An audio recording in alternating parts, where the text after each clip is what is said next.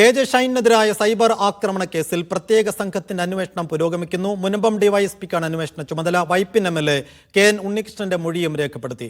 Police സംവിധാനം ഉണർന്ന് പ്രവർത്തിച്ചെന്നും സ്ത്രീ എന്ന നിലയിൽ അഭിമാനമുണ്ടെന്നും കെ.ജെ. ഷൈൻ പ്രതികരിച്ചു. കെ.ജെ. ഷൈനിന്റെ മൊഴിപ്രകാരം കേസെടുത്ത പോലീസ് പ്രതിസ്ഥാനത്തുള്ള ഗോപാലകൃഷ്ണന്റെയും കെ.എം. ഷാജഹാന്റെ യൂട്യൂബ് ചാനൽ ഉൾപ്പെടെ 100ഓളം സോഷ്യൽ മീഡിയ ഹാൻഡിലുകളും പരിശോധിച്ചു വരികയാണ്. ഇവരെ വിശദമായി ചോദ്യം ചെയ്യും. പരമാവധി തെളിവുകൾ ശേഖരിക്കാനാണ് പോലീസിന്റെ നീക്കം.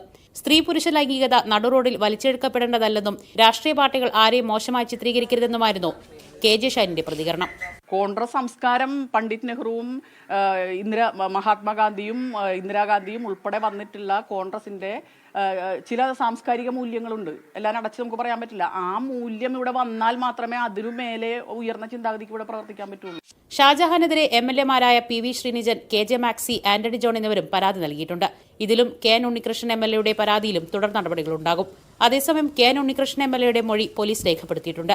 സമൂഹമാധ്യമങ്ങളിൽ ആദ്യം പ്രചരിപ്പിച്ചത് കോൺഗ്രസ് പ്രാദേശിക നേതാവാണെന്നും ഇവരെ വി.ഡി. സതീശൻ തള്ളിപ്പറഞ്ഞിട്ടില്ലെന്നും ഉണ്ണികൃഷ്ണൻ പറഞ്ഞു. കോൺഗ്രസിന്റെ പ്രാദേശിക നേതാവാണ് ഇത് ചെയ്തത്. പല ആളുകളും കോൺഗ്രസിന്റെ നേതാക്കന്മാരും പ്രവർത്തകരും ഇത് ഉപയോഗിക്കുന്നു എന്നൊക്കെ മനസ്സിലാക്കിയിട്ടും നമ്മുടെ പ്രതിപക്ഷ നേതാവ് ശ്രീ വി.ഡി. സതീശൻ ഉൾപ്പെടെയുള്ള കോൺഗ്രസ് നേതാക്കന്മാർ, ജില്ലാ നേതൃത്വമോ സംസ്ഥാന നേതൃത്വമോ ഇതിനെ നിരുത്സാഹപ്പെടുത്തുകയോ തള്ളിപ്പറയുകയോ ചെയ്തിട്ടില്ല എന്നുള്ളത് അത് ഒരു സംശയം ജനിപ്പിക്കുന്ന ഒരു കാര്യമാണ്. മീഡിയ 1 കൊച്ചി.